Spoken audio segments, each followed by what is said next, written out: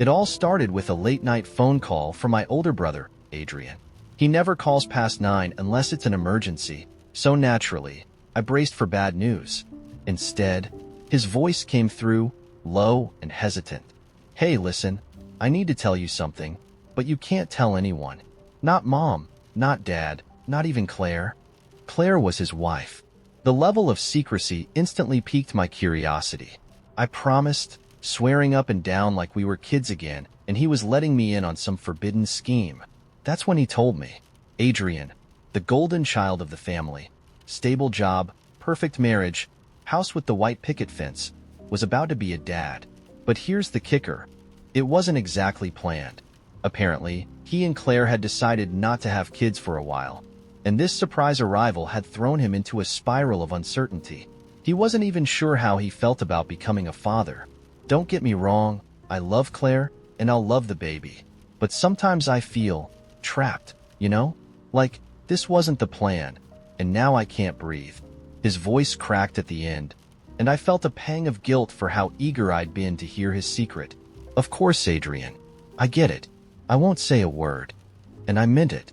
At least, I did at the time. The next morning, I had brunch plans with my best friends, Ashley and Sam. We met up at our usual spot, a cozy diner with sticky menus and bottomless coffee. We were deep in the usual catch-up chatter when Ashley asked, "How's your family?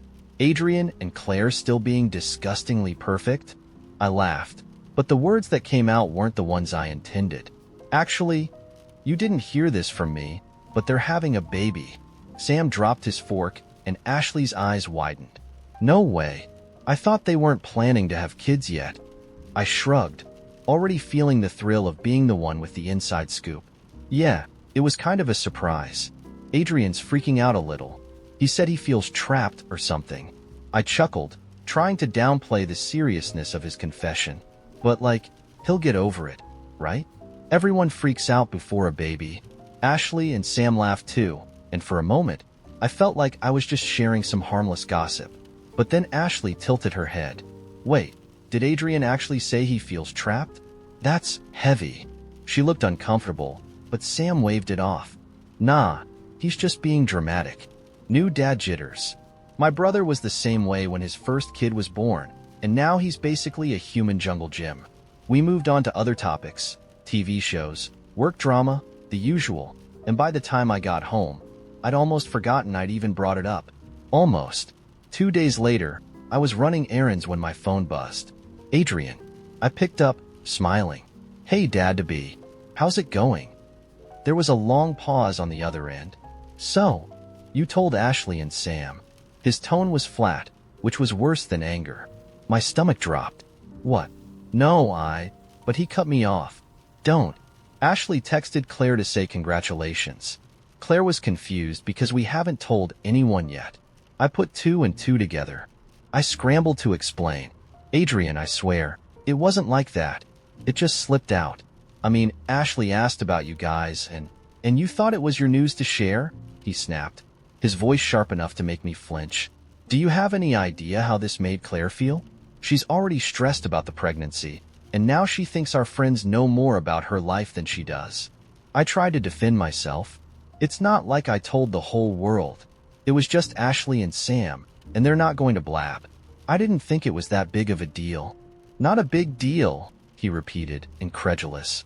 "I trusted you. I told you this in confidence because I needed someone to talk to, and you turned it into brunch gossip." He let out a bitter laugh. "You really don't get it, do you?" I felt my temper flare. "Look, Adrian, I didn't do it to hurt you. And honestly, people were going to find out sooner or later. You're having a kid, not hiding a fugitive. Maybe don't make it such a state secret if you don't want people to know." There was another pause, and when he spoke again, his voice was cold. "You know what? Forget it. Clearly, I can't trust you with anything. Don't call me, and don't bother showing up for the gender reveal next month. If Claire even wants to have one now." He hung up before I could respond. I stared at my phone, stunned. For a few minutes, I sat there, replaying the conversation in my head. Was I really the bad guy here? Sure, I shared something private, but it wasn't like I told strangers or posted it online. And honestly, it's a pregnancy. It's not like it could stay a secret forever. Plus, Adrian was acting like I'd committed some massive betrayal when all I did was lighten the mood with some harmless news. Was it really my fault that Claire and Adrian couldn't handle a little unsolicited congratulations? Now, every time I think about it, I'm torn. Did I overstep, or is Adrian just being overly dramatic? I thought I was helping, or at the very least, not hurting anyone. When I first moved into the cul-de-sac, the shared driveway between me and Alex was one of the selling points.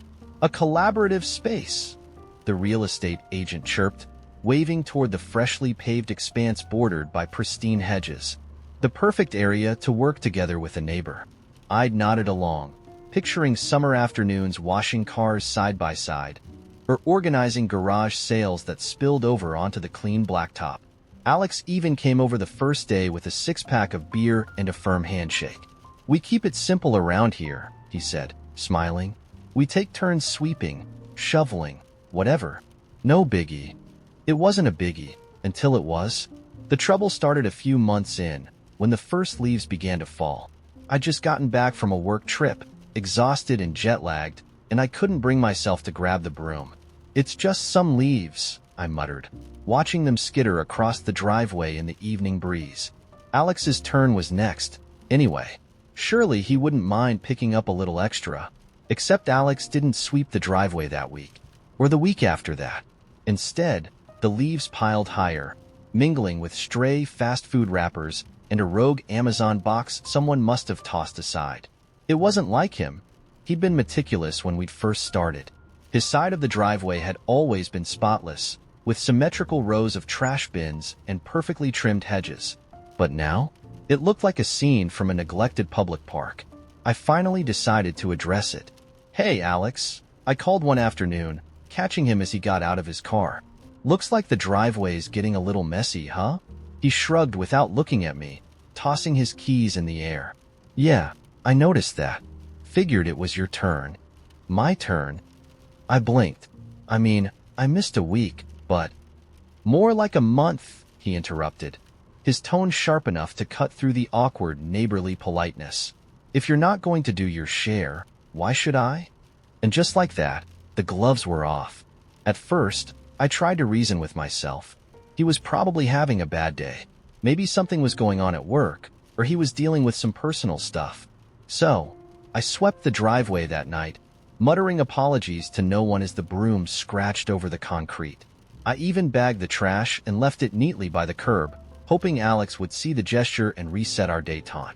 The next morning, I woke up to find the bag ripped open, its contents scattered right down the middle of the driveway. Bits of greasy paper, crushed soda cans, and what I swear was someone's old shoe spilled out like confetti. I stared at it, stunned, before spotting Alex standing in his kitchen window, coffee mug in hand, watching me. He didn't wave. That was the beginning of the war. I stopped sweeping altogether, figuring if Alex wanted to live in a dump, I'd match his energy. The driveway became a dumping ground for all the little inconveniences of life. I left my trash cans on his side after garbage day, tilted just enough so they'd block his car door. He retaliated by accidentally dropping bags of potting soil near my garage, which burst open and left muddy streaks that hardened into crusty patches I couldn't scrape off. One morning, I came out to find his recycling bin tipped over, its contents neatly lined up along the crack dividing the driveway. A passive-aggressive art installation. My breaking point came the night he decided to host a barbecue. I wasn't invited, obviously, but his guests treated the driveway like an extension of his backyard. Folding chairs and beer bottles littered the space, and someone parked their truck so close to my car that I couldn't back out. When I finally went out to confront him, I stepped squarely into a half-eaten hot dog someone had dropped, mustard squished between my toes. "Alex," I said, my voice shaking with rage, "can you explain why my side of the driveway looks like a frat house exploded on it?" He turned from the grill, flipping a burger with a practiced nonchalance. "Relax," he said, smirking. "It's a shared space, isn't it?" I saw red. Shared doesn't mean yours to trash whenever you feel like it. If you actually cleaned up once in a while. "Oh, you mean like you did?" He raised an eyebrow. Funny how you suddenly care now that it's affecting you." His friends snickered, which only fanned the flames. I stormed back inside, slamming the door so hard the hinges rattled. But I wasn't done. The next morning, I woke up early and enacted my revenge. I took every piece of junk I could find, broken tools, an old mattress, even a box of holiday decorations I didn't need, and stacked it neatly along Alex's side of the driveway. I topped it off with a sign I painted in bold letters, "Free TO, a bad home." He didn't say anything when he came out to find the display. Instead, he walked over to his truck, moved it 3 inches closer to my garage, and went back inside. By now, the driveway is a war zone. Neighbors have started avoiding us, taking long detours around our shared space as though afraid of getting caught in the crossfire. The other day, Mrs. Caldwell from across the street gave me a pointed look as she passed. "Aren't you two a little old for this kind of nonsense?" she asked, but I could tell she was secretly enjoying the spectacle. I'd like to say I feel bad, but honestly, I'm just tired. I'm tired of stepping over crushed beer cans and broken lawn ornaments. I'm tired of pretending this will somehow resolve itself. Mostly, I'm tired of Alex, with his smug grin and his endless tit-for-tat. But then again, he probably feels the same way about me. The bus rumbled over uneven pavement, jolting me every few seconds as if it had a vendetta against my spine. Around me, the passengers were an odd collection of locals and travelers, all shrouded in the weary silence that comes from too many hours of transit. Outside, the rolling green hills of Ireland stretched endlessly, dotted with sheep that looked like cotton balls scattered by a careless hand. The gray sky loomed low, promising rain but holding off, as if nature were toying with the idea of being merciful. I shifted the box on my lap. It was plain, unassuming, the kind of box you'd use to mail Christmas cookies. But this one didn't hold cookies. It held Finn, or at least what was left of him. Finn had been my best friend since college, the kind of friend who'd call you at 3 a.m. just to rant about some obscure jazz record he discovered, or drag you to an underground art show where the exhibit was a guy in a suit made entirely of duct tape. He was chaos incarnate, and I was the idiot who kept following him into the madness, partly because I loved him and partly because, deep down, I envied his recklessness. The last reckless thing he ever did was die. It wasn't glamorous. A brain aneurysm, sudden and unfair. One minute he was ranting about the lack of decent bagels in the city, and the next he was on the floor, ashen and gone. The news hit me like a piano falling out of a window. And then came the kicker. In his will, he'd left me the box and a letter with one simple instruction: scatter my ashes in the place I loved most. He hadn't mentioned where that place was. I spent weeks trying to figure it out. Finn had loved a lot of things. His vinyl collection, the dive bar on 12th Street, the way the sun hit the Brooklyn Bridge at dawn. But none of those felt right. It wasn't until I was sifting through his Instagram, a digital shrine to his eccentricity, that I stumbled on a photo of the two of us from a trip we'd taken years ago. We were sitting on the edge of a cliff in Ireland, mugs of Guinness in hand, grinning like idiots as the wind whipped our hair. The caption read, "The edge of the world." That was how I ended up on this bus, with Finn in a box and no real plan other than to find the cliff and let the wind take him. It was exactly the kind of half-baked scheme he'd have cooked up, and I could almost hear him laughing about it. "You're going to mess this up, aren't you?" he'd say, his voice teasing but fond. The bus groaned to a stop, and I stepped out into the biting wind. The town was postcard perfect, all stone cottages and narrow streets, but I barely noticed. I had one destination in mind. I hiked up the hill, the weight of the box somehow heavier than it should have been. The path was steep, winding through wildflowers and patches of damp grass, until finally, I reached the top. The cliff stretched out before me, its edge sharp and jagged, as if the earth itself had been torn apart. Below, the ocean churned violently, crashing against the rocks with a ferocity that felt almost alive. I stood there for a long time, clutching the box, trying to summon the courage to open it. Finn had always been the brave one. Without him, I was just me. "All right, you bastard," I muttered. "Let's do this." I opened the box, the wind snatching at the lid immediately, as if eager to claim its prize. Inside, the ashes were gray and fine, disturbingly ordinary. I scooped out a handful and held it up, feeling absurdly self-conscious. Was I supposed to say something profound? Was there some ritual I didn't know about? Before I could decide, a gust of wind ripped the ashes from my hand, sending them spiraling into the sky. They caught the light, glittering for a moment like something magical, before scattering into nothingness. I watched until the last speck disappeared, swallowed by the horizon. And then, something strange happened. A raven appeared, swooping low over the cliff edge before landing a few feet away. It tilted its head, studying me with an intensity that felt almost human. I stared back, half expecting it to speak. Instead, it let out a single, sharp caw, then took off again, circling once before disappearing into the clouds.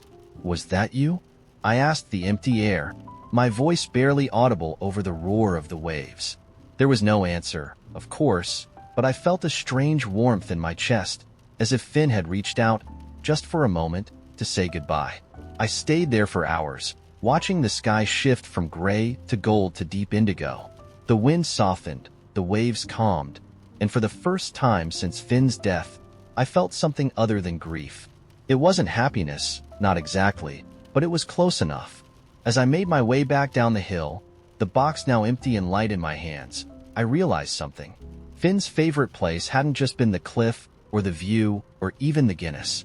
It had been moments like this, wild, unpredictable, and alive. And maybe, just maybe, he'd wanted me to find that, too. When the phone rang at 3:15 a.m., I knew it was bad. Nobody calls at that hour with good news. Sure enough, it was Dad. His voice was shaking as he told me Grandma had fallen in the kitchen. "She's okay," he said quickly, as if he knew I was already putting on shoes. The paramedics checked her out, but, "Jess, she can't be alone anymore." The words hung in the air like a storm cloud. I pinched the bridge of my nose and sat down on the edge of the bed. "Okay," I said cautiously. "What's the plan?" "We'll talk tomorrow," Dad said. "Just think about what you can do." What I could do. My entire life was a juggling act of deadlines, homework tantrums, and a partner who thought dishwashing counted as foreplay. I loved Grandma fiercely, but the idea of adding her care to my circus was overwhelming. Still, I said, "Of course," because that's what you say. The next morning, Dad called a family meeting at Grandma's.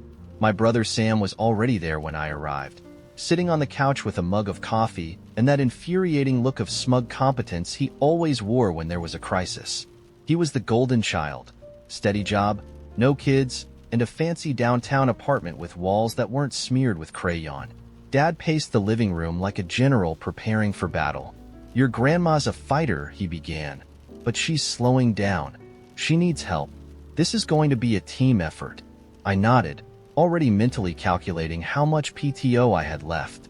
"Okay, so, a professional caregiver?" Dad winced. "That's expensive." Sam chimed in before I could speak. "We don't need a stranger coming in here," he said. "We can handle this ourselves. Between the three of us, we can cover it." I stared at him. "Sam, this isn't a group project. Grandma needs real care. Lifting, bathing, managing her medications. You can't just pop over between client meetings and think that's enough." He bristled. "I live 10 minutes away. I can be here every day. What's your plan? Ship her off to some nurse because you're too busy?" "That's not fair," I shot back. "It's not about me. It's about what's best for her.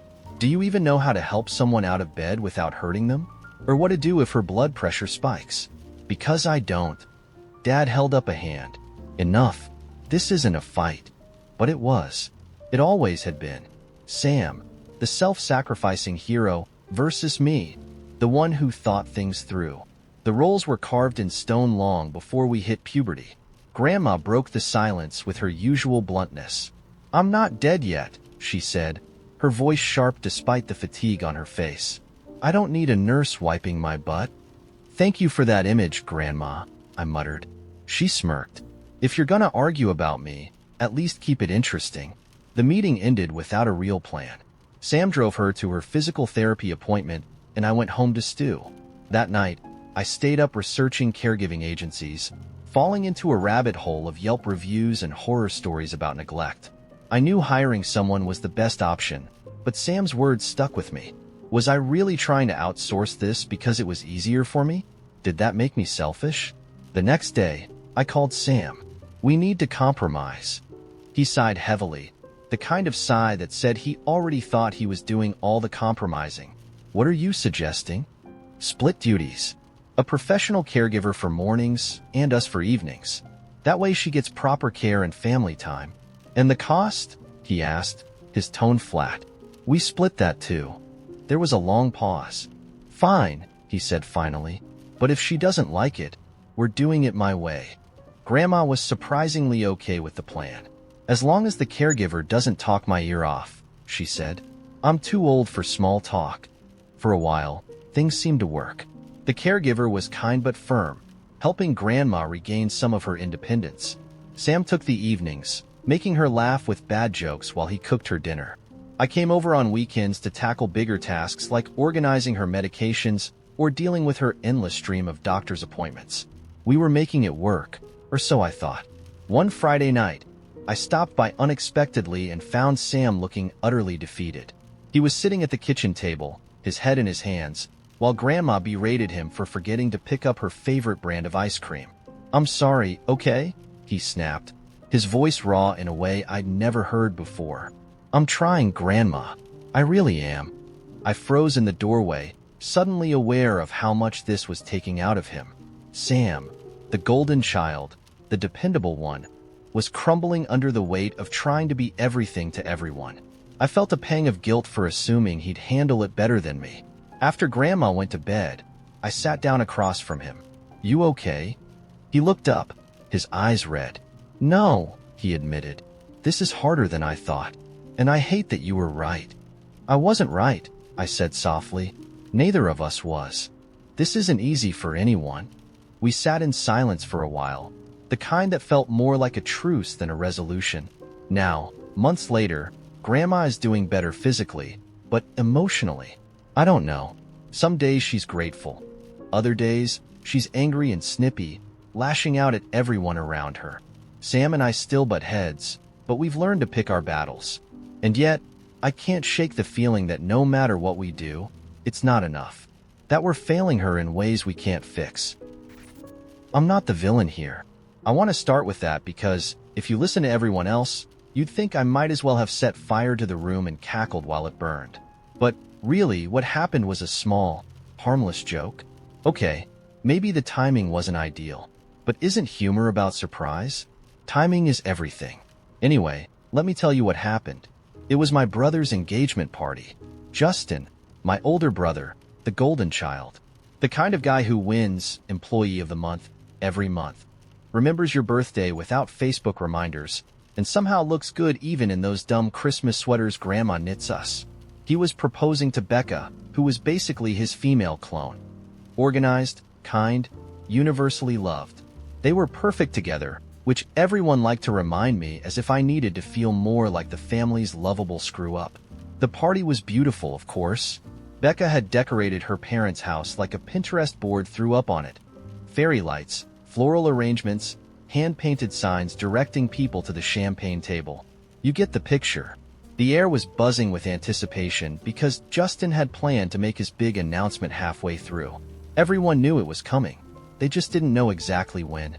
I'll admit, I was already feeling a little salty. Not because Justin was proposing, but because the whole event was so over the top. There were speeches. Speeches. At an engagement party. Becca's dad went on for 15 minutes about how lucky Justin was to have found someone as angelic as Becca. You'd think Justin was a hobo she rescued from under a bridge. My mom gave a speech too, gushing about Justin's bright future with Becca and how proud she was to welcome her into the family. I was standing there, swirling my champagne and thinking, what am I? Chopped liver? So, when Justin finally got up to make his announcement, I was already in the kind of mood that makes me creative. He tapped his glass, the room went silent, and he started this heartfelt speech about how Becca was his soulmate. It was sweet, sure, but also so Justin. Everything had to be perfect, every word rehearsed, like he was auditioning for The Bachelor. He reached into his pocket, pulled out the ring box, and everyone gasped. That's when inspiration struck.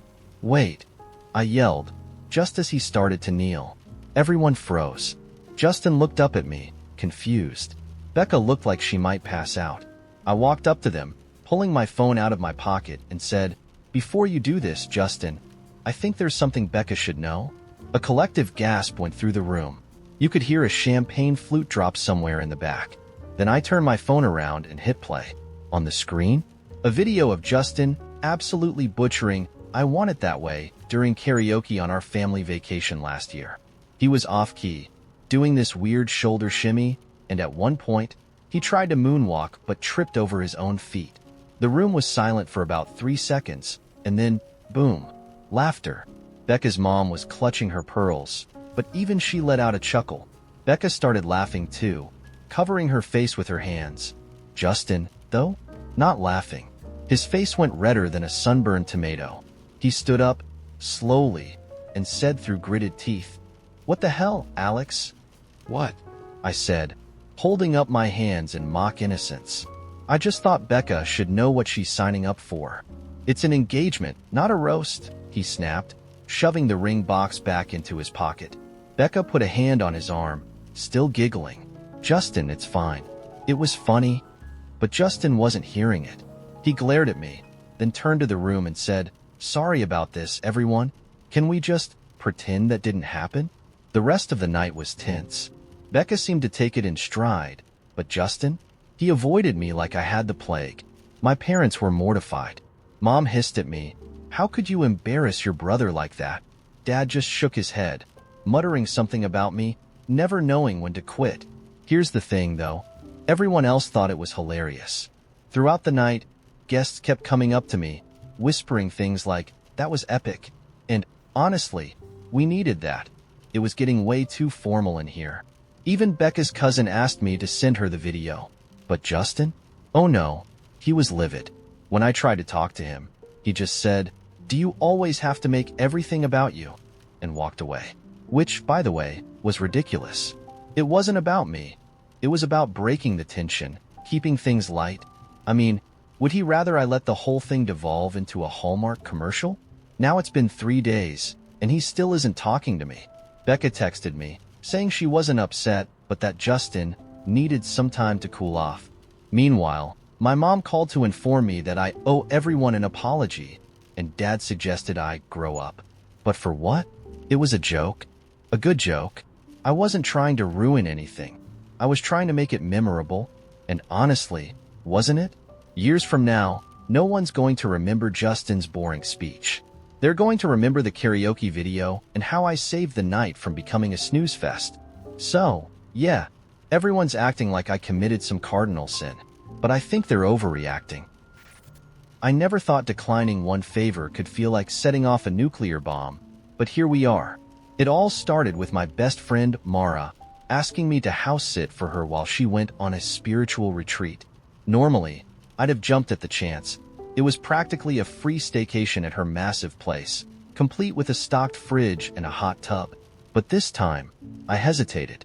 "Mara, I can't," I said, gripping my phone tighter. "I've got this huge work deadline, and honestly, I'm feeling a little burnt out." There was a long pause on the line, long enough for me to hear her cat screeching in the background. "Burn out," she finally said, her voice dripping with disbelief. "You sit at a desk all day. What could possibly be burning you out?" That stung. It wasn't the first time Mara had brushed off my work as if it were nothing more than playing solitaire on my laptop, but I let it slide. "It's just a bad week. I really need this weekend to catch up on sleep and, life." "Life," she repeated, like it was a foreign word. "Well, I guess I'll figure something out." She didn't sound like she was going to figure something out. She sounded like she was mentally adding my name to a list titled People Who've Betrayed Me. I didn't push further. I thought the matter was settled. It wasn't. The next day, Mara posted a carefully curated Instagram story. When you're always there for people, but they can't be bothered when it's your turn to ask. The background was an artsy shot of her suitcase, half-packed with flowy bohemian clothes. Subtlety wasn't Mara's strong suit. But the real blow came when her sister, Delia, texted me later that evening. Delia and I had always gotten along fine, until now. Hey, heard you're too busy to help Mara out. She's really upset, you know? She never asks for much. I stared at the message, debating whether to explain myself or just delete it. In the end, I typed back, I've helped Mara a lot in the past. This time, I need to prioritize myself. Hope she understands. The typing bubble appeared immediately, like Delia had been waiting for my response. Her reply was short but cutting. Wow. Didn't think you were that kind of person. That kind of person. What did that even mean? The kind who didn't throw their life into chaos every time someone snapped their fingers? The kind who wasn't available 24/7 to cater to someone else's whims? If that's who I was, maybe I could live with it. Still, the guilt crept in. Mara had a knack for making her problems sound like emergencies, and I'd always been her emergency contact. There was the time she locked herself out of her apartment, and I left a date halfway through to bring her my spare key. Or the time she called me crying at midnight because her ex had posted a picture with a new girlfriend, and I spent hours talking her down. It wasn't that I minded helping. It was that she never seemed to notice how much I gave until I stopped. And boy, did she notice this time. By Friday, Mara's figuring it out had turned into a massive guilt campaign. Her brother-in-law, Pete, called me out of nowhere. Hey, just checking in. You good? He asked in that fake casual way people use when they're actually gearing up for a lecture. Yeah? I said, confused. Why? Well, Mara said you've been acting off. She's worried about you. Off. That was rich. Pete, I'm fine. I just said no to house sitting. That's it. Right? But it's not like you, he said. You've always been reliable. We're all just wondering if something's going on. Reliable. Dependable. The backbone of the group. It wasn't a compliment anymore. It was a chain around my neck. I hung up before Pete could psychoanalyze me further and spent the rest of the day trying not to think about it. But Mara wasn't done. Oh no. By Saturday morning, she posted another Instagram story, this time featuring a passive-aggressive haiku. The friend you relied on is no longer reliable, but you are still kind. She'd tagged me in it. The kind was clearly sarcastic. At that point, I snapped.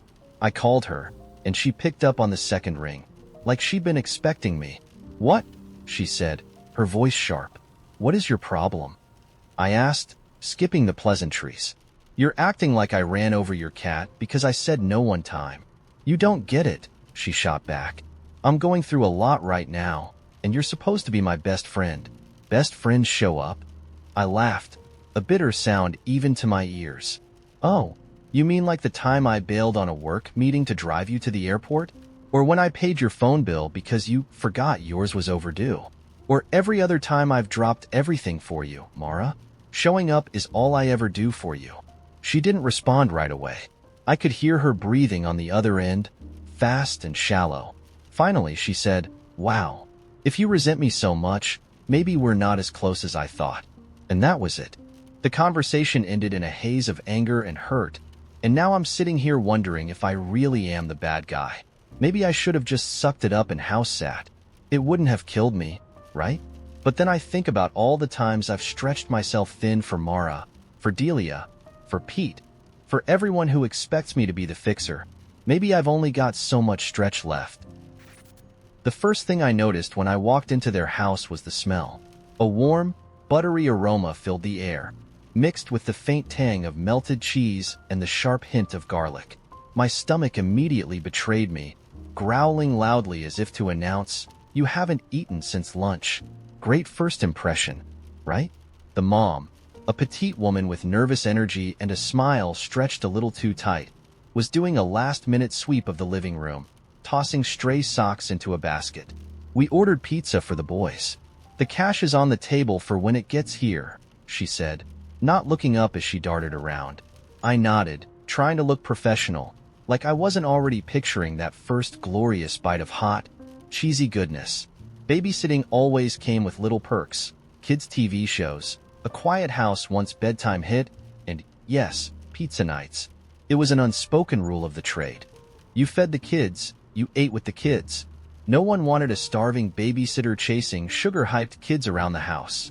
The mom gave a quick rundown of the night's plan. Bedtime is 9. They'll probably push for more screen time, but don't let them. Oh, and please don't let them jump off the couch.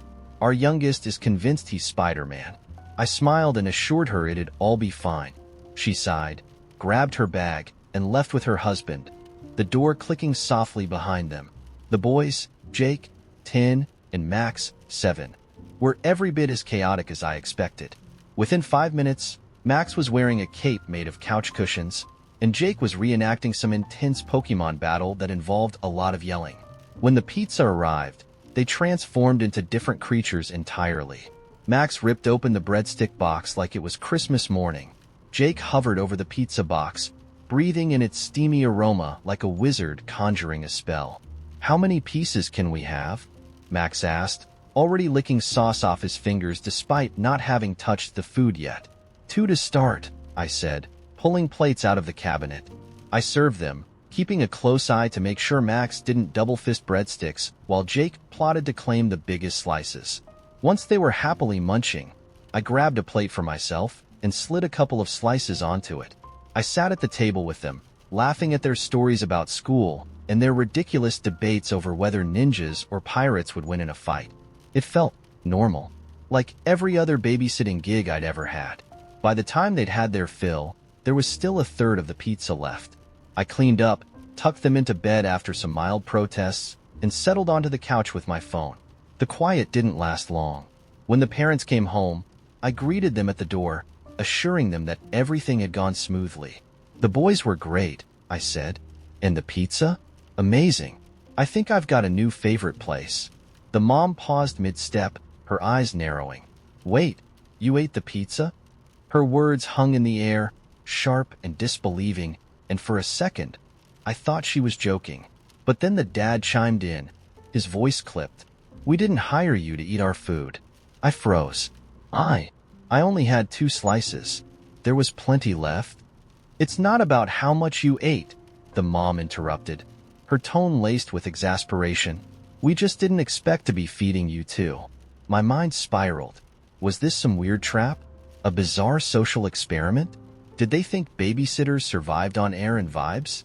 I wanted to say something, anything, to justify myself, but the words tangled in my throat. Instead, I muttered an apology, grabbed my bag, and left. The walk home felt surreal.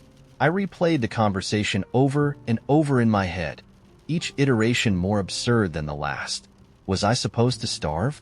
Hide in a corner while the kids ate? Bring my own sandwich and chew quietly in shame? The whole thing felt ridiculous. And yet, by the time I got home, something shifted.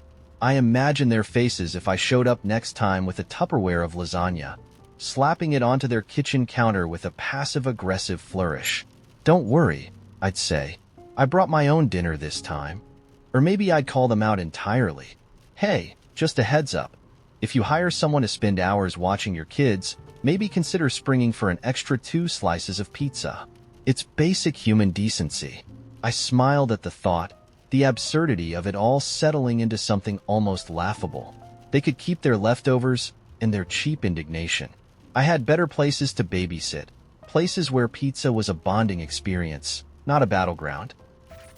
The circus always came at night, slipping into town under the cover of darkness like a secret whispered into the wind.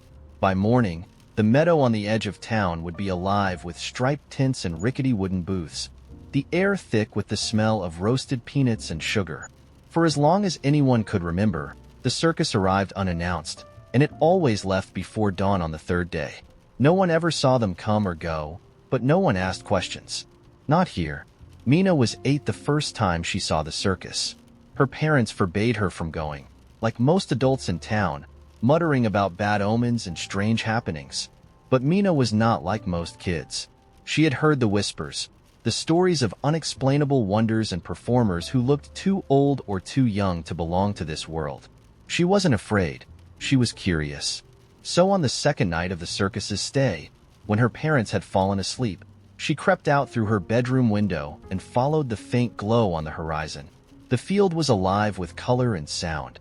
Bright lanterns swung from poles, casting long shadows that danced across the ground. The music was unlike anything she'd ever heard. Sharp and dissonant, yet hypnotic. Her eyes widened as she wandered deeper into the maze of attractions. A woman with skin as smooth as porcelain balanced on a tightrope made of silver thread. A man with antlers sprouting from his head juggled flaming swords. In a tent the size of a cathedral, a boy barely older than her swallowed fire and laughed as it licked at his lips. It was intoxicating, this world of impossible things. But what truly drew her in was the carousel. It sat in the center of the field, an ancient thing with faded paint and carved horses that looked more lifelike than they should. The air around it felt heavy, charged with something Mina couldn't name. She approached cautiously, her fingers brushing the polished brass pole of one of the horses. The creature's eyes, wide and glassy, seemed to follow her. "Beautiful, isn't it?" a voice said behind her. Mina jumped, spinning to see a woman in a long, flowing coat that shimmered like the night sky.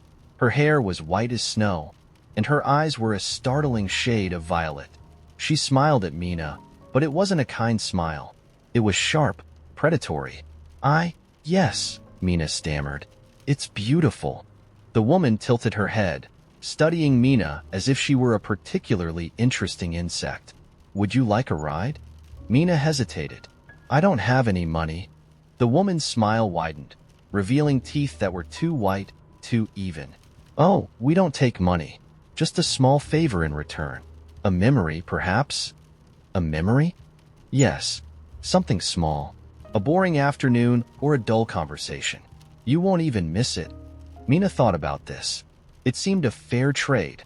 One unremarkable memory for a ride on the most magical carousel she'd ever seen. She nodded. "Excellent," the woman purred. She held out her hand, and Mina hesitated only a moment before placing her own in it. There was a brief sensation of warmth, followed by a peculiar emptiness, as if something had been gently plucked from her mind. "Go ahead," the woman said, gesturing to the carousel. Mina climbed onto the back of a horse with a mane carved to look like flames. The second she touched the reins, the carousel began to move. It started slow, the haunting music swelling around her, but soon it picked up speed. The world blurred, the lights and sounds merging into a kaleidoscope of sensation. She laughed, exhilarated, as the horse beneath her seemed to come alive, its muscles rippling, its breath warm against her legs. But then the music shifted. It became darker, discordant. The carousel spun faster, the lights flickering like dying stars. Mina clung to the reins, her laughter fading into a scream. The horse beneath her turned its head, its glassy eyes now full of something alive and furious. "Stop!" she cried. "I want to get off." But the carousel didn't stop. It spun faster and faster until the world disappeared entirely, replaced by darkness and silence. When the carousel finally slowed and came to a stop, Mina was no longer in the meadow. She was in a forest, the trees towering above her like ancient sentinels. The air was heavy and still, the only sound the distant whisper of wind through the branches. The carousel was gone, and so was the woman with the violet eyes. Mina's heart pounded as she stumbled forward, calling out for help, but the only response was the rustling of leaves. Hours passed, or maybe days. Time didn't feel real in this place. She was exhausted, hungry, and on the verge of tears when she saw it, a flicker of light through the trees. She ran toward it, her heart leaping with hope, and burst into a clearing. It was the carousel, but it was different now. The paint was fresh, the horses gleaming. They weren't carved anymore. They were alive, their eyes bright, their breath misting in the cool air. The woman with the violet eyes stood beside it, smiling. "Did you enjoy your ride?" she asked. "What happened?" Mina demanded. "Where am I?" The woman's smile didn't waver. "You're where you belong now. I want to go home." The woman tilted her head, feigning confusion. "Home? You made your choice, child. You belong to the carousel now." Mina's blood ran cold. She turned to run, but the horses reared, their hooves striking the ground with thunderous force. The forest seemed to close in around her, the trees bending and twisting like living things. She turned back to the woman, her voice trembling. "Please, I didn't know." The woman's eyes glowed with a cold light. A memory is a small thing, but what you took from the carousel, child, is far greater. And every debt must be repaid. Mina fell to her knees as the horses stepped closer, their breath hot against her skin. The last thing she saw was the woman's smile, sharp as a knife, as the carousel began to turn once more. And then there was only darkness. When Zoe proposed a cooking class for our next friend adventure, I jumped at the idea. We had a knack for finding weird things to do together. Axe throwing, glass blowing, even an ill-fated pottery class where her bowl collapsed into a sad lump while my mug came out lopsided and unhinged. But this was different. Cooking is survival, she said, holding up the Groupon deal like it was a treasure map. Plus, Thai food. What could go wrong? We showed up at this cozy little culinary studio tucked between a vape shop and a pet grooming place. Inside, it smelled like heaven. Lemongrass, garlic, and the faint heat of chilies already sizzling somewhere in the background. Chef Nok, a woman no taller than 5 feet but radiating absolute authority, greeted us with a stern clap of her hands. Today, we make pad thai. Simple but tricky. Follow my instructions, yes? I nodded like an eager honor student. Zoe, predictably, was already poking at the neatly arranged trays of ingredients. "What's this?" she asked, holding up a small bowl of tamarind paste. Chef Nok glared. "Tamarind. Key ingredient. Don't touch until I say." Zoe whispered to me, "Tough crowd." But I could see the spark of mischief in her eyes. I gave her a warning look. "Don't get us kicked out before we even start." The first task was prepping the sauce. "Very precise," Chef Nok said, demonstrating how to measure the fish sauce, sugar, and tamarind paste. Too much, and it is ruined. Too little, no flavor. I meticulously spooned everything into a bowl, double-checking my measurements. Zoe, meanwhile, was on her own wavelength. She eyeballed her quantities, then casually tossed in an extra dollop of tamarind. "Zoe," I hissed, "that's not what she said to do." She shrugged. "I like mine extra tangy. Live a little." I inhaled sharply, already imagining a scenario where Chef Nok discovered Zoe's rogue behavior and banished us from the class. "This isn't living, it's cooking. Follow the damn recipe." Zoe smirked. "Cooking is living, and living doesn't have recipes." Before I could argue, Chef Nok clapped her hands again, signaling us to move on to the noodles. She demonstrated the soaking technique with the efficiency of someone who had no patience for amateurs. "Soft, but not too soft," she said. "Timing is everything." I carefully timed my noodles, checking their texture like a scientist calibrating an experiment. Zoe, predictably, decided to skip the timer altogether. She swirled hers in the water with a casual flick of her wrist, then shrugged and declared, "They're probably fine." When we got to the stovetop, things escalated. The room filled with the hiss of woks, the smell of caramelizing sugar and garlic, and the occasional panicked yelp as someone overshot their chili flakes. I poured my oil in exactly when Chef Nok instructed, then added my egg and stirred it until it reached the perfect consistency. Zoe, on the other hand, decided this was the moment to freestyle. "Zoe, what are you doing?" I whispered urgently as she dumped in twice the recommended peanuts and an extra handful of bean sprouts. "Building flavor," she said, her voice dripping with confidence. She tossed the wok like a TV chef, sending a rogue shrimp skittering across the counter. "Relax, it's art. It's a recipe." I hissed, my irritation bubbling up like the sauce in my wok. "It's supposed to taste a certain way." Zoe shot me a look. "And who decides that? Some ancient Thai food overlord? Let me have my pad Thai moment." Chef Nok wandered over, her sharp eyes scanning our stations. She tasted my dish first, gave a curt nod, and said, "Good. Classic." I glowed under her approval. Then she turned to Zoe's wok. Her expression changed. Was that a hint of amusement? "Interesting," she said, chewing thoughtfully. "Not pad Thai, but not bad." Zoe grinned like a kid who just aced a test she hadn't studied for. I wanted to scream. Not pad Thai wasn't exactly a compliment, was it? But Zoe seemed to take it as one. When we finally sat down to eat, the room filled with the quiet hum of people enjoying their creations. I took a bite of mine and was immediately transported. The perfect balance of salty, sweet, sour, and spicy, just like it was supposed to be. It was textbook, flawless, predictable. Then I tried Zoe's. It was chaotic, too tangy, too peanutty, and somehow too spicy despite her claiming she'd gone easy on the chilies. And yet, it was kind of amazing. Like Pad Thai's rebellious cousin who dropped out of culinary school to start a food truck. Zoe leaned back in her chair, looking insufferably pleased. So, whose is better? I glared at her. Depends on your definition of better. Oh, come on. Mine's got personality. Yours is like the stock photo of Pad Thai. It's authentic. I snapped. You're supposed to respect the dish, not turn it into whatever that is. She laughed. Respecting the dish doesn't mean worshiping it, you know? Food evolves. Cultures evolve. You're so hung up on doing it right that you forgot to have fun. I opened my mouth to argue but stopped. She wasn't completely wrong. I had spent most of the class obsessing over every detail, afraid to make a single misstep.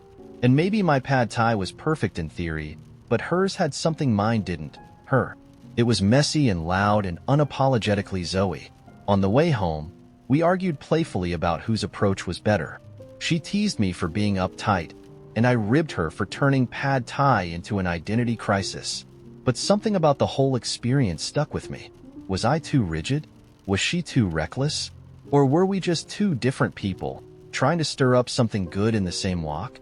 So now I'm asking you, AITA for thinking food should be made with respect and tradition? Or is Zoe right that sometimes you just have to toss in an extra scoop of peanuts and see what happens? I'll admit up front, this whole thing might sound a little nuts, but hear me out. Sometimes you just know when someone's on the verge of ruining their life, and you can't sit back and let it happen. That's how I ended up at my coworker Chris's engagement party, hiding a USB drive in a fake potted plant. But I'm getting ahead of myself. Chris and I work together at a mid-sized tech firm. He's the guy everyone likes. Funny, competent, the type to bring in donuts on Fridays and remember people's birthdays. We're not super close, but we have lunch sometimes, and he shared bits about his life with me. Like how he met his fiancée, Sarah, on a dating app 2 years ago. At first, I thought it was cute. Tech guy meets girl online. Modern romance, blah blah. But as time went on, I started noticing little red flags. Sarah was intense. She'd call him 3 or 4 times during lunch. If he didn't pick up, she'd text nonstop until he answered. Once, I overheard her on speakerphone telling him to rethink hanging out with his best friend because he's not a great influence. Chris just shrugged it off like it was no big deal, but the vibe was off. The clincher came at last year's holiday party. Sarah showed up unannounced and immediately started grilling everyone about their relationships. How long have you been dating? When are you getting engaged? It was borderline aggressive. When she got to me, I joked, "Oh, I'm married to the job," and she just stared at me like I'd kicked her dog. Later, I saw her corner Chris by the bar, whispering angrily while he nodded like a scolded kid. The guy looked miserable. Fast forward to last month, when Chris announced his engagement. The entire office congratulated him, but I couldn't bring myself to clap. I knew this wasn't right. He didn't look excited. He looked like someone who just signed a 30-year mortgage with a 15% interest rate. I told myself it wasn't my business, but the thought of Sarah slowly draining the life out of him gnawed at me. That's when I remembered the folder. See, Chris and I once worked on a client project where he left a backup drive on my desk. Being curious, okay, nosy, I'd skimmed through it and found a hidden folder labeled breakup stuff. Inside were screenshots of text fights with Sarah, some journal entries, and even a recording of her screaming at him over forgetting their 2-month anniversary. I hadn't said anything at the time because, well, awkward.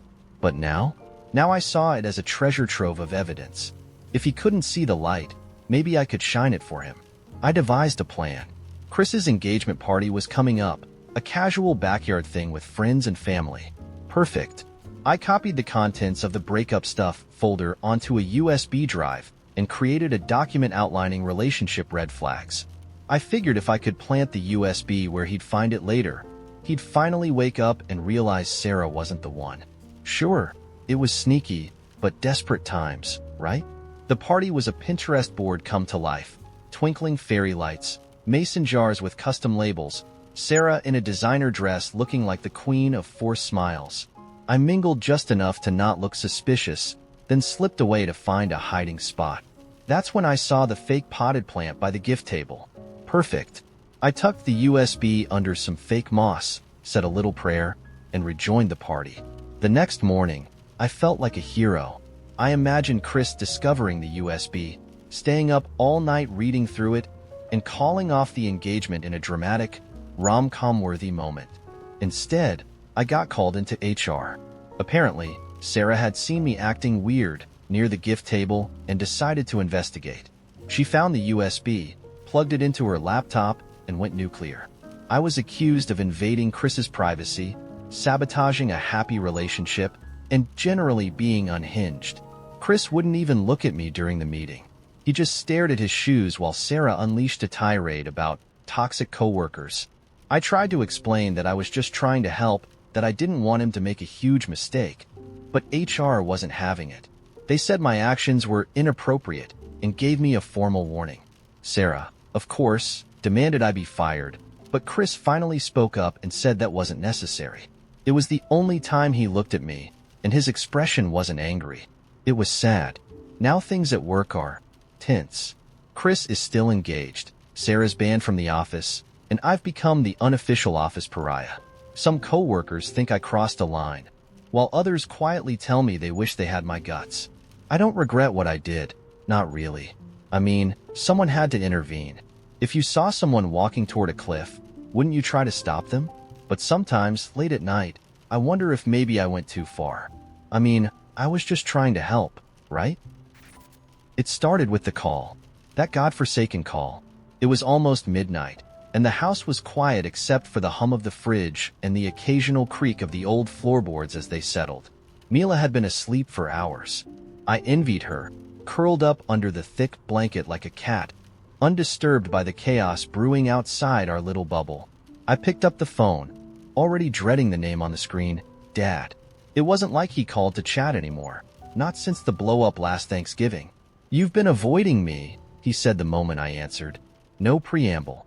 No hello. Classic dad move. "Not avoiding," I lied, heading into the kitchen so I wouldn't wake Mila. "Just busy." "Busy," he repeated, his voice dripping with sarcasm. "What's keeping you so busy out there in the Rockies? Counting pine cones? Staring at mountains like some kind of hippie poet?" "Dad," I warned, too tired to argue. But he was already off and running. "All I'm saying," he continued, "is that family is supposed to come first.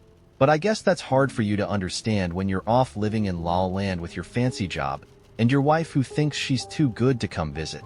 I gritted my teeth. "Don't talk about Mila like that." "Why not? She's not here to defend herself," he shot back. Then, after a pause, "Neither are you, apparently." There it was. The gut punch he'd been winding up for since the call started. I leaned against the counter, the cool granite grounding me. "We can't afford to visit," I said, trying to keep my voice calm. "Flights, hotels, taking time off work. It adds up. We're saving every penny for a down payment, and you know that." "Don't pull that crap with me," he snapped. "You've been saving for years. What's the point if you're just gonna use it as an excuse to cut ties with your family?" That was when I lost it.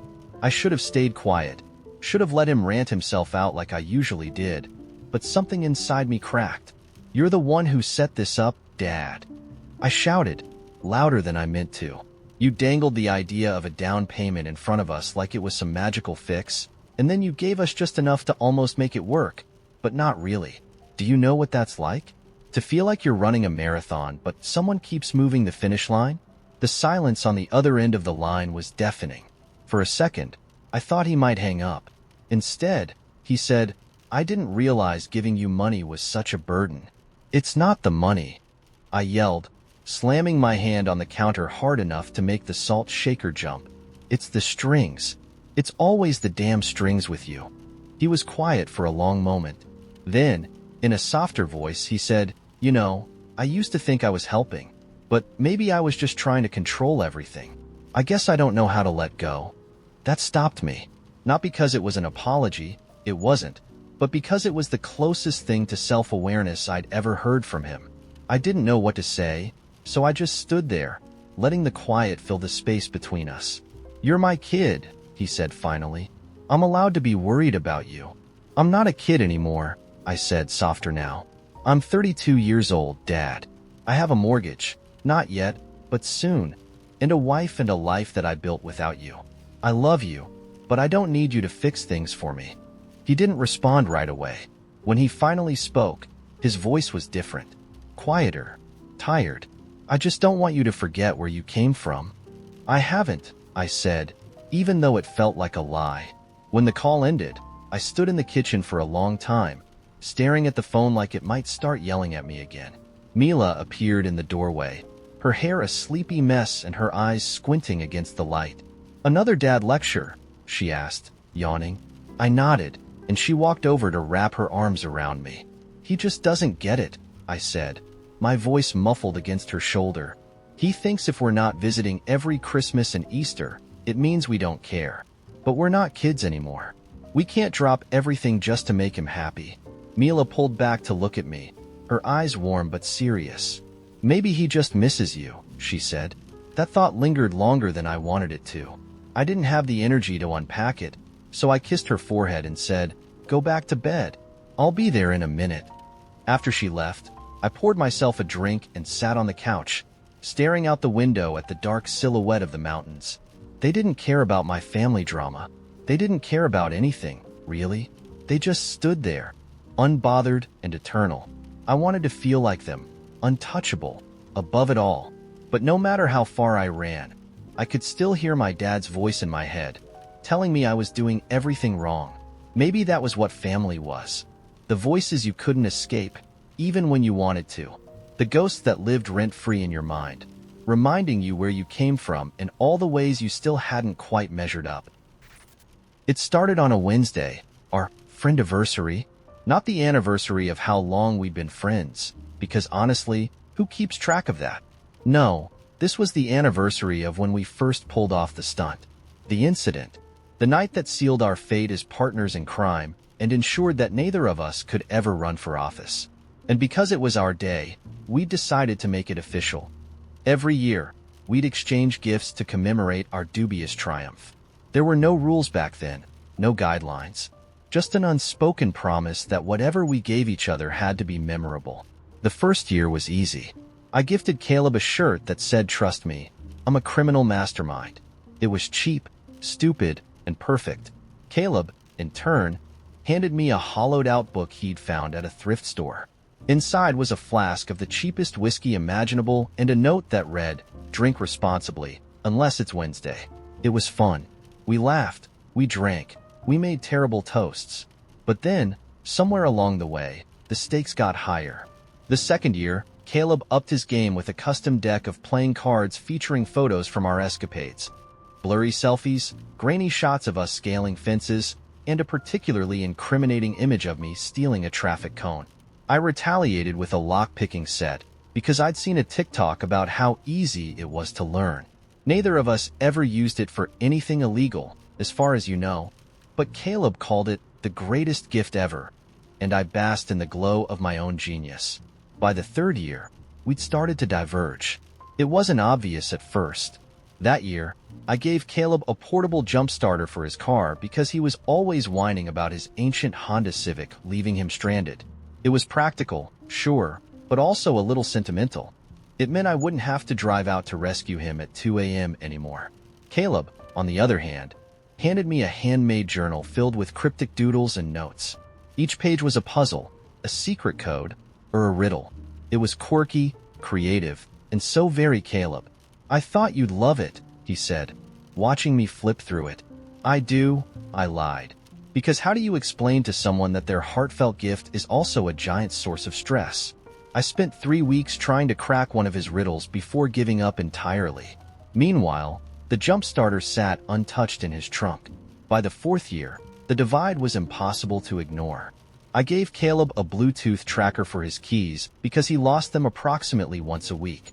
He gave me a watercolor painting of a fox. "Why a fox?" I asked, genuinely baffled. "Because you're sly, cunning and occasionally bitey, he said, like it was the most obvious thing in the world. Bitey? You bit me once. That was one time, and you stole my fries.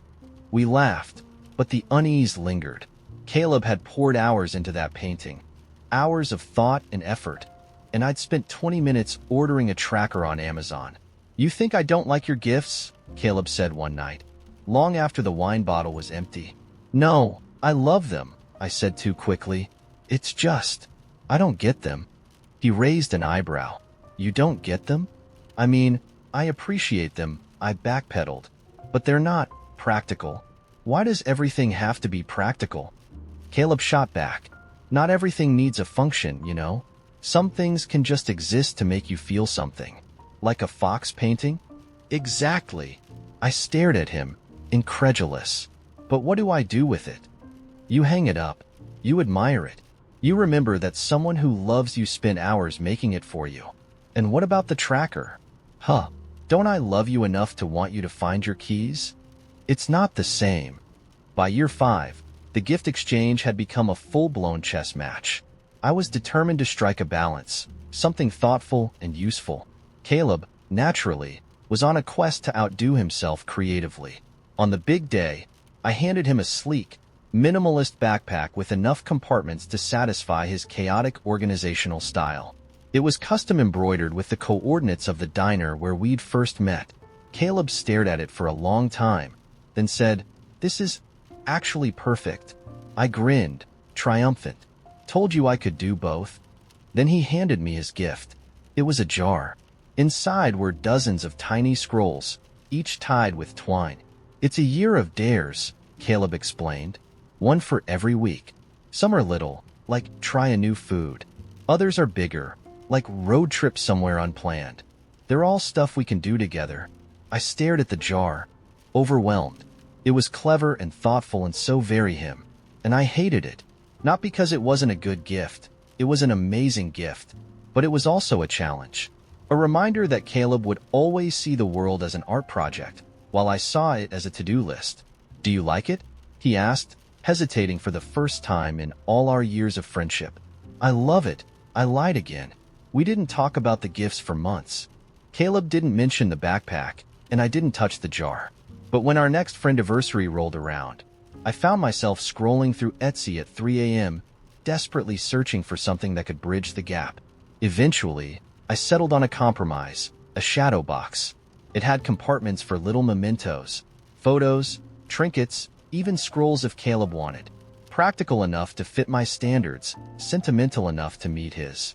Caleb's gift to me that year was a mixtape, an actual cassette, even though I didn't own a player. Where am I supposed to play this? I asked, half laughing. You're missing the point again, he said, grinning. Am I, though?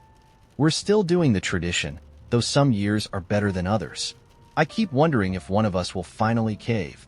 If Caleb will gift me something practical, or if I'll manage to out-sentiment him. But honestly, I think part of me enjoys the challenge. Still, every year, I ask myself the same question. AITA? The first time I saw the email, I thought it was a scam. Who wouldn't? Congratulations. You've won the grand prize in the National Creativity Raffle. The National what? I couldn't even remember entering a contest. But as I hovered over the delete button, a faint memory resurfaced. A drunken night with my roommate Dan, huddled around his laptop, daring each other to do the dumbest things we could find online. One of those things had been a contest that promised $500,000 if your idea won. Neither of us even knew what we submitted. I think I wrote something about a floating hammock that also dispensed cold beers. Still, I was skeptical. So I clicked on the link carefully, fully expecting a phishing site.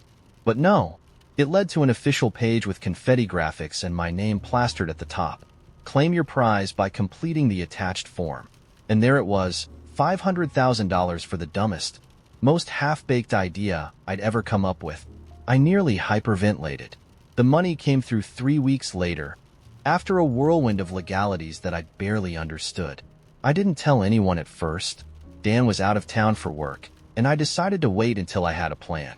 By nature, I'm a fixer, a people pleaser. If someone I loved had a problem, I couldn't rest until I'd solved it. With this money, I could fix everything. My parents' crumbling house, my sister's credit card debt, my best friend Sam's flailing coffee shop. I made a list, much like I imagine a benevolent billionaire would, outlining who would get what and how it would change their lives. I was so excited I couldn't sleep. When I finally shared the news, it was over a small dinner I hosted at my place. I invited the people who mattered most. My parents, my sister Chloe, Sam, and of course, Dan. After we'd all settled into our chairs, I raised my glass. So, I have something to tell you guys, I said, feeling a rush of nerves. I won $500,000. You'd think I just announced my engagement to a Martian. Everyone's faces lit up with disbelief and delight. There were hugs, cheers, and a flurry of questions. How did it happen? What did I plan to do? Did I really trust the company? And then I made my second announcement. I'm giving some of it away. To all of you. The air in the room shifted, the kind of buzz that happens when someone promises a free car on Oprah. I explained my plan. $100,000 for my parents to renovate their house and retire comfortably. $50,000 for Chloe to clear her debts and take a much-needed vacation. $30,000 to Sam to help her cafe stay afloat. Dan, my co-conspirator in this ridiculous raffle, would get $20,000 because without him, I wouldn't have entered. I also set aside some for charity and an emergency fund for myself. I thought everyone would be thrilled. At first, they were. My mom started crying, and my dad gave me the most genuine smile I'd seen in years. But as the wine flowed and the details sank in, cracks began to form. So, $50,000? Chloe asked, swirling her glass. I mean, it's amazing, obviously, but you know I've been talking about going back to school, right? That's way more than 50. And you're giving Mom and Dad double that? It's their house, I said, confused. It's falling apart. They need it. But they don't have student loans, she countered, her voice a little sharp. Sam jumped in, trying to lighten the mood. Hey, I think it's super generous.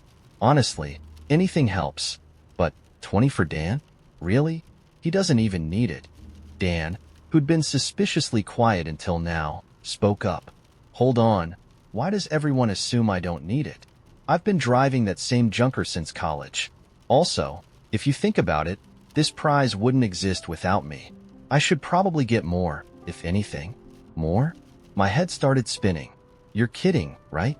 It was a joke entry. You didn't even remember it until I brought it up?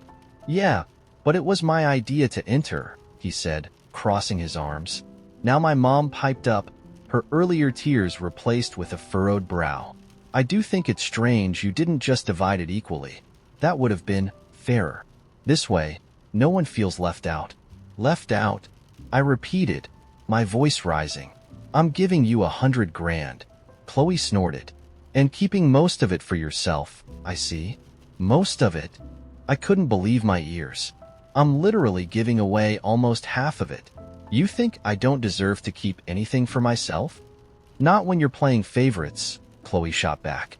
I've always been the afterthought in this family. Sam, who I thought would be my one ally, gave me a tight-lipped smile. It's not that we're ungrateful. It's just, you should have maybe talked to us before deciding. A little input could have gone a long way. You mean so you could argue about who gets what? I snapped. The rest of the evening was a blur of accusations and pointed remarks. By the time everyone left, the apartment felt like a war zone. Plates of half-eaten food sat on the table like battlefield remnants.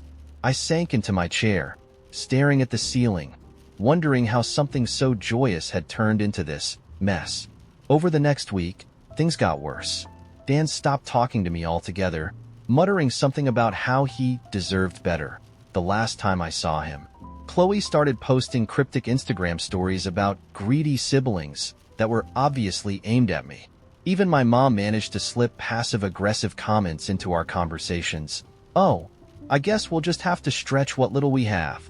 Sam, meanwhile, subtly dropped hints that she might not even be able to keep the cafe open despite my help, like my contribution had been a drop in the ocean of her problems.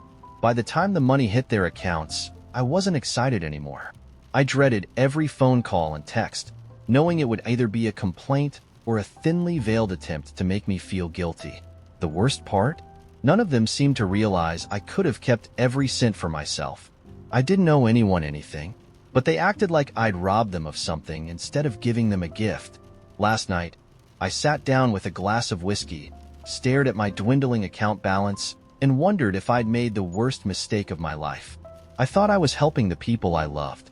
Instead, I've created tension and resentment that might never go away.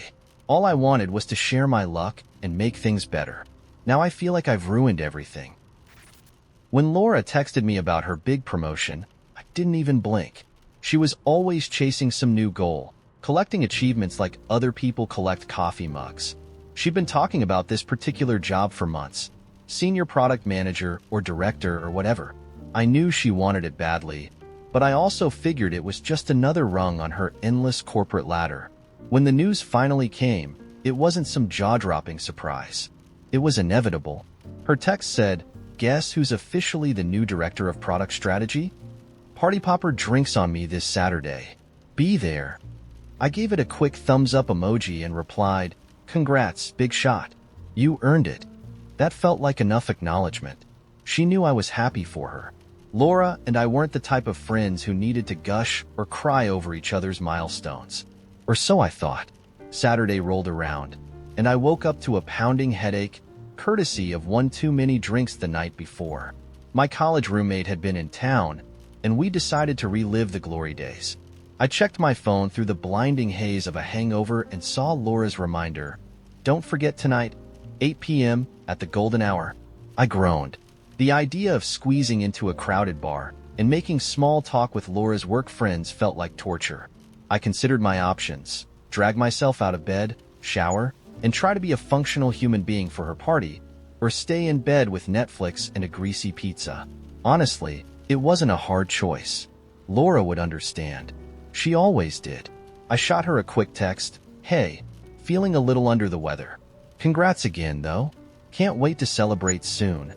I threw my phone on the nightstand, ordered my pizza, and settled into the cocoon of my blankets. Crisis averted. The next morning, my Instagram feed was plastered with pictures of Laura's party. There she was, glowing in a sleek red dress, holding a glittering martini. Her co-workers surrounded her, all toasting her success. The caption read, "Here's to breaking glass ceilings, clinking glasses, red heart, thanks to everyone who came to celebrate. You made this night unforgettable." I scrolled through the carousel, double-tapped a photo, and left a quick comment, "Killing it as always. Party Popper." That should have been the end of it. Except it wasn't. Laura didn't reply to my comment or text me back that day, or the next. By Wednesday, I was starting to feel the faint buzz of unease. She wasn't usually this quiet. I figured I'd better check in, so I called her during my lunch break. She picked up after 3 rings, her voice flat. Hey, stranger," I said, keeping my tone light. "How's the fancy new director life treating you?" "It's fine," she said, curtly. Something was definitely off. "You sure? You sound, I don't know, weird." There was a long pause, and I could almost hear her weighing whether to let me have it or let it slide. She chose option 1. "You couldn't bother to show up for one night," she said, her voice sharp. "One night, Madison. Do you know how much that sucked?" I blinked, stunned. "Wait, you're mad? Laura, come on. I wasn't feeling well. I told you that." "You told me you were under the weather," she shot back, her tone dripping with sarcasm. "Which is funny, because Jason said he saw you out with your college roommate the night before." My stomach twisted. Jason was one of her coworkers, a guy I'd met at her housewarming party last year. I cursed under my breath. "Okay, yes, I went out the night before, but that doesn't mean—" "You didn't even try," she interrupted, her voice rising. "You didn't even think to push through for me. You just decided my promotion wasn't worth your time." "That's not fair," I protested. "You're acting like I don't care about you." "I do. I'm proud of you, Laura, but—" "But what?" she snapped. "You had a headache? You were tired? I've been there for you through every breakup, every meltdown, every dumb crisis you've had. And the one time I ask you to celebrate something that matters to me, you bail." I was floored. Laura never raised her voice, never got this angry. It was unnerving. Look, I didn't think it was that big a deal, I admitted, my voice faltering. You're always accomplishing stuff, Laura. This just felt like another thing. Another win in a long line of wins. Her laugh was bitter. Wow, thanks for reducing my entire career to just another thing. That's not what I meant, I said quickly, but the damage was done. You know what? She said, her tone icy now. Forget it. Forget the party. Forget the promotion. Forget everything. Clearly, it doesn't matter to you. Laura, come on. Goodbye, Madison, she said, cutting me off. The line went dead. I stared at my phone, half expecting her to call back, to say she'd overreacted, but it stayed silent. In the days that followed, I tried reaching out. I sent texts, left voicemails, even sent her a card with a handwritten note. But Laura didn't respond. I started replaying the whole thing in my head, trying to figure out where I'd gone wrong. I didn't think missing one party would be a big deal, especially since she was surrounded by so many people who adored her. But maybe that was the problem. Maybe she needed me, not as another face in the crowd, but as her best friend. Now, I can't stop wondering if I really screwed up or if Laura's blowing this out of proportion. Was I selfish for skipping, or is she overreacting? AITA? When Nadia first suggested getting a cat, it wasn't exactly a suggestion. It was more like she showed up at my door with a carrier containing a very unimpressed tabby and said, "Meet Clementine. She's ours now." I was dumbfounded, standing there in my sweatpants, holding a bowl of cereal like an idiot while this tiny tiger stared me down from her plastic jail. "Excuse me?" I managed to sputter. "Don't look at me like that," Nadia said, breezing past me into my apartment. "I told you last week I was thinking about it." She set the carrier down on the living room floor and unlatched the door. Clementine bolted out like she was fleeing a crime scene, disappearing under the couch. "Thinking about it?" I repeated, incredulous. "You didn't say you were just going to get one. What if I didn't want a cat?" Nadia arched a single, devastating eyebrow. "You love cats." I couldn't argue with that, but it felt like a trap. "I do, but—" "And I love cats," she interrupted. "And we spend all our time at your place anyway, so I figured it made sense." She said this so matter-of-factly, like she was solving a complex math problem. I opened my mouth to object, but she was already crouched by the couch, cooing softly to Clementine. I didn't stand a chance. The first week was fine. Great. Even. Clementine was skittish at first, but by day 3, she was sprawled across my keyboard while I tried to work. She had this weird fascination with my hoodie strings, attacking them with a fervor that would have been terrifying if she weren't the size of a loaf of bread. Nadia and I took turns feeding her, scooping her litter, and showering her with affection. It felt good, like we were building something together. Then the novelty wore off. It started small. Nadia would forget to scoop the litter in the mornings because she was running late. I'd come home from work to a box full of landmines and gag my way through cleaning it up. "I'll get it tonight," she'd promise. But she didn't. One day, I came home to find Clementine's food bowl completely empty. Her pitiful meow greeted me at the door, a sound so tragic it made my heart hurt. "When's the last time you fed her?" I asked Nadia, who was sprawled on the couch, scrolling through her phone. She didn't even look up. "This morning. Probably." "Probably," I repeated, my voice rising. "She's starving." "Relax, she's fine," Nadia said, waving me off like I was overreacting. "She's a cat. They're independent." Independent? Clementine had spent the last hour trying to eat my shoelaces. I bit my tongue, filled her bowl, and told myself it was a one-time slip. It wasn't. Over the next few weeks, it became clear that Nadia's enthusiasm for pet ownership had an expiration date. The litter box? Always my job. Playtime? If I wasn't dangling a feather toy, Clementine entertained herself by knocking stuff off shelves. And feeding her? Let's just say Clementine learned to associate the sound of my footsteps with dinner. One Saturday, I decided to address it head-on. "Nadia," I said, trying to keep my tone calm, "we need to talk about Clementine." She glanced up from her book, instantly defensive. "What about her?" "I feel like I'm doing all the work," I said, choosing my words carefully. You wanted this cat, but you're not helping take care of her. Her eyes narrowed. I do help. Barely. I shot back. When's the last time you cleaned her litter box? I don't know, she said, crossing her arms. Last week? Exactly, I said, my frustration bubbling over. Last week. Meanwhile, I'm cleaning it every single day because I don't want the apartment to smell like a petting zoo. Well, maybe if you didn't obsess over it, you wouldn't feel so stressed, she snapped. Clementine's not complaining. I stared at her, stunned. She's a cat. She can't complain. But she can claw the couch when she's bored because no one's playing with her. Oh, so now I'm the bad guy? Nadia said, throwing up her hands. I thought this was supposed to be a shared responsibility. It is, I said, exasperated. But you're not holding up your end. I work just as much as you do, she shot back. If anything, you're the one who's home more. Maybe that's why Clementine likes you better. That's not fair, I said, my voice rising. You can't just dump this on me because I have a more flexible schedule. You were the one who brought her here without even asking me. I thought you'd be happy, she said, her voice quieter now but no less biting. You always talked about wanting a pet. Yeah, but I didn't think I'd be a single parent. I snapped, immediately regretting it. Nadia's face hardened. Wow, real nice, Dan. We didn't talk for the rest of the day. Clementine, ever the diplomat, split her time between us, curling up on my lap, then Nadia's, as if she could sense the tension and was trying to diffuse it. But it didn't work. Every time I looked at Nadia, I felt a simmering resentment I didn't know how to shake. The breaking point came a week later. I came home late after a grueling day, exhausted and ready to collapse. Instead, I walked into a scene of chaos. Clementine had knocked over a glass of water, shredding the napkins that had fallen with it. Her litter box was a disaster zone, and her food bowl was, once again, empty.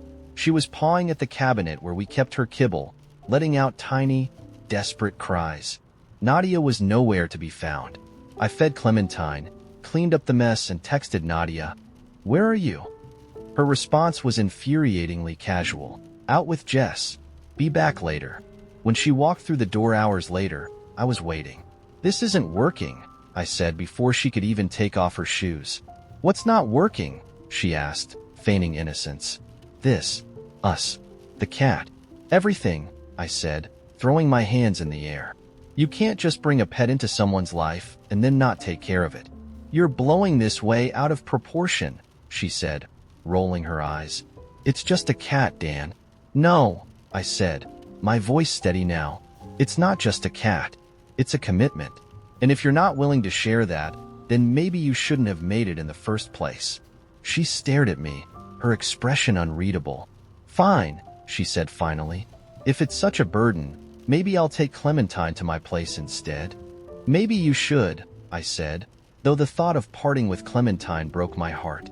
Now I'm sitting here, watching Clementine nap in her ridiculous loaf position, wondering if I made the right call. I love this cat. She feels like mine now, in a way I didn't expect. But the resentment between Nadia and me has spiraled into something I don't know how to fix. Am I being too harsh?